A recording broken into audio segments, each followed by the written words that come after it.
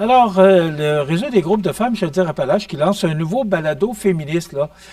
Faut bien comprendre parce que ce communiqué de presse-là nous est parvenu du Havre des femmes. Alors, c'est à Lévis le 20 mars dernier que le réseau des groupes de femmes Chaudière-Appalaches a procédé au lancement officiel de son tout nouveau balado féministe intitulé Tant qu'il le faudra. L'événement qui s'est tenu à Lévis a rassemblé une cinquantaine de personnes, des partenaires, des membres d'organismes et des élus locaux. Ce projet audio percutant, produit par Virage Sonore et animé par la chroniqueuse bien connue Manal Drissi, vise à sensibiliser la population aux réalités vécues par les femmes de la région. Alors, le balado propose une série d'épisodes abordant des sujets essentiels tels que le mythe de l'égalité atteinte, l'antiféminisme, l'itinérance au féminin, la santé mentale et bien d'autres enjeux, souvent passés sous silence. Donc, vous pouvez, si vous le désirez, aller écouter ce balado sur femmes, au pluriel, femmeca.com. Alors, c'est le rendez-vous sur le site du réseau des groupes femmes Chaudière-Appalaches. Alors, voilà pour ces balados. Aussi, bien, officiellement, Mme Diane Sénécal, qui est candidate du Bloc québécois, qui a officiellement lancé sa campagne dans la circonscription de Côte-du-Sud, Rivière-du-Loup, Katascomique, Témiscouata. Vous savez qu'autrefois, c'était Montmagny, Lillet, Kamouraska, Rivière-du-Loup. Bien là, c'est changé. La circonscription se nomme maintenant Côte-du-Sud, Rivière-du-Loup, Katascomique, Témiscouata.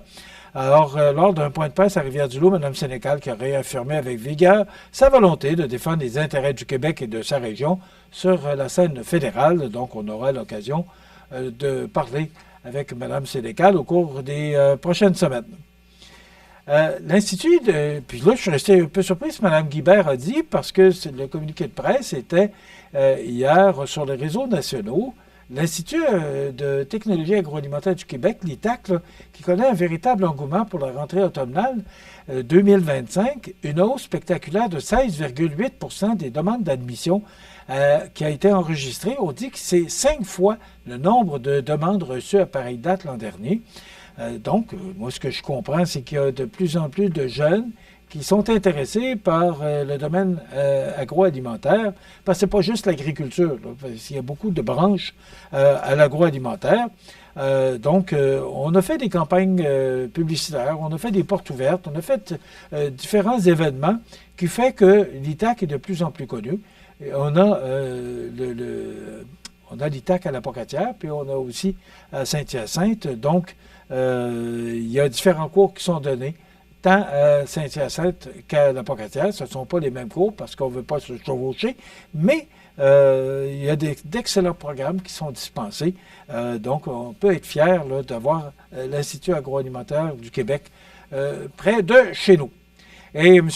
Généreux qui annonçait là, en fin de semaine qu'en raison du déclenchement des élections, le bureau de Montmagny sera fermé temporairement pour toute la durée de la campagne fédérale. On comprend, là, parce qu'il est député jusqu'au jour de l'élection, là, peu importe ce qui va arriver, c'est M. Généreux qui est député, comme c'est M. Carney qui est premier ministre jusqu'au 28 avril. Et selon le vote, bien là, il y aura des changements si il doit y avoir des changements, mais pour l'instant, tout fonctionne normalement. Ben, normalement. On doit naturellement, vous allez comprendre, que le député ne peut être aussi disponible parce qu'il est en campagne, lui aussi. Alors, on ferme un bureau, mais le bureau de Rivière-du-Loup demeure ouvert. Alors, si vous avez des besoins, là, on dit que ça n'affectera en rien les services. C'est Mme Denise Bostinotte là, qui va assurer le service là, pendant la campagne électorale. Vous pouvez la rejoindre au 1-800-668-1280. En me rendant au studio ce matin, j'ai remarqué que l'essence a augmenté de 7 cents. Moi, c'est ce que je remarque, c'est quand ça baisse, ça coûte cents puis 2 cents. Mais quand ça monte, 7 cents. 1,49 $ ce matin, une augmentation de 7 cents chez Irving et Esso sur le boulevard Taché. Mais ici, au Ultramar, coin boulevard Taché et chemin des Poiriers, 1,42,4 $. Alors, Ultramar, ce matin, n'avait pas, à 7 heures ce matin, là. Si vous y allez tout à l'heure, vers 9h30, ça peut-être qu'il peut avoir augmenté. Mais à 7 heures ce matin, le Ultramar, coin chemin des Poiriers et boulevard Taché, était à 1,42 $. Et hier, je regardais justement les informations, puis on disait, et on mentionnait là, sur Radio-Canada, que le baril se vendait à 73 $. J'ai de la difficulté à comprendre que le baril à 73 $, qu'on paie 1,5 piastre du litre. J'ai bien de la misère à comprendre ça. On ne contrôle pas grand-chose, comme on ne contrôle pas le prix dans les épiceries avec ce qui se passe avec les tarifs douaniers. C'est un peu à y perdre son latin. Ce soir, à 16h ou cet après-midi, en fin d'après-midi, M. Éric Girard, qui est le ministre des Finances, qui va déposer son budget. Les Québécois vont faire les frais d'un déficit record, encore une fois. Là, il semblerait que le déficit qu'on avait annoncé pour le 31 mars serait moins que 11 milliards de prévus. Mais M. Girard annoncerait un déficit record encore, puis le déficit record était de 11 milliards de déficit. Qu'est-ce qu'on peut dire? Là, ça va augmenter la dette. Puis la dette, bien, ça coûte de plus en plus cher, les taux d'intérêt, l'inflation. Alors, il faut s'attendre à ça. On va attendre de toute façon. Et demain matin, je vous invite à être des nôtres demain matin, en direct à 8h35. On va avoir un spécialiste de la firme Raymond Chabot Grant Thornton qui va répondre à nos questions, qui va nous donner un peu l'analyse de ce budget. Donc, je vous invite à être là demain matin. Si vous ne pouvez l'écouter en direct, là, vous pouvez aller sur le site de CMA TV. Mais on va avoir quand même une bonne analyse, là. Et moi, je ramène toujours ça chez nous. Oui, M. Girard va annoncer pour le Québec, mais moi, ce qui m'intéresse, et c'est ce que je vais faire avec notre invité de demain, c'est de ramener ça chez nous. Qu'est-ce que toutes ces annonces que le ministre Girard fera cet après-midi, les impacts que ça peut avoir chez nous. Donc, je vous invite à être en direct demain, un spécialiste de la firme Raymond Chabot Grant Thornton qui sera avec nous. Hier, M. Blanchette aussi qui annonçait officiellement, tous les chefs hier annonçaient officiellement là, que la campagne était lancée. Hier, M. Blanchette, là, qui était sur le pavé du Château Frontenac, sur le parvis, devrais-je dire. Alors, Yves-François Blanchette qui souhaite que son parti il gagne un maximum de sièges. La dissolution du Parlement, il en avait 33.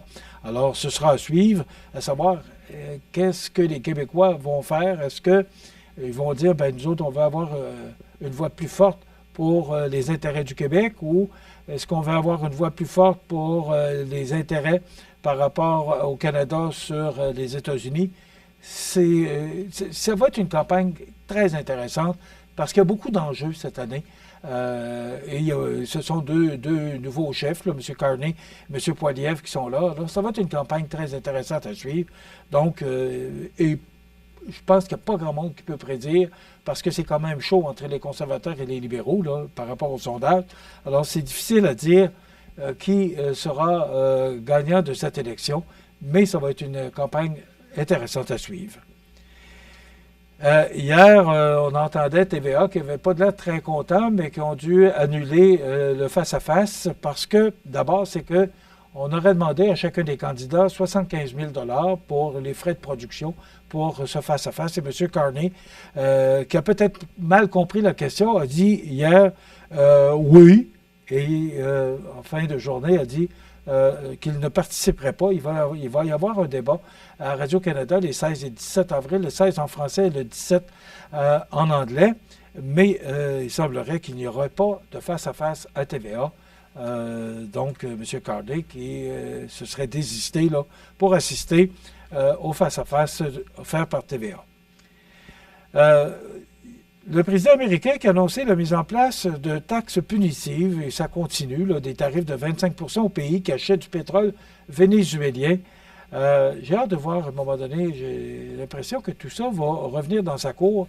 Ça va être une histoire à suivre, là. Mais M.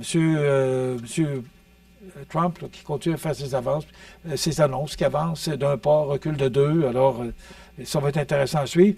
Et les conservateurs et les libéraux qui annoncent là, une réduction d'impôts avec le déficit qu'on connaît. On aura des questions à poser ceux qui représentent le Parti libéral et le Parti conservateur, parce que je vais poser la question à M. Généreux, à savoir, avec le déficit qu'on fait actuellement, est-ce qu'on peut se permettre une réduction d'impôts? Question. Moi, c'est la question que je vais poser assurément. Alors, demain, on va recevoir notre invité qui va nous parler justement pour le budget. Alors, c'est un spécialiste de la firme Raymond Chabot Grant Thornton et il y aura la chronique culturelle. Je vous souhaite une bonne journée. À demain.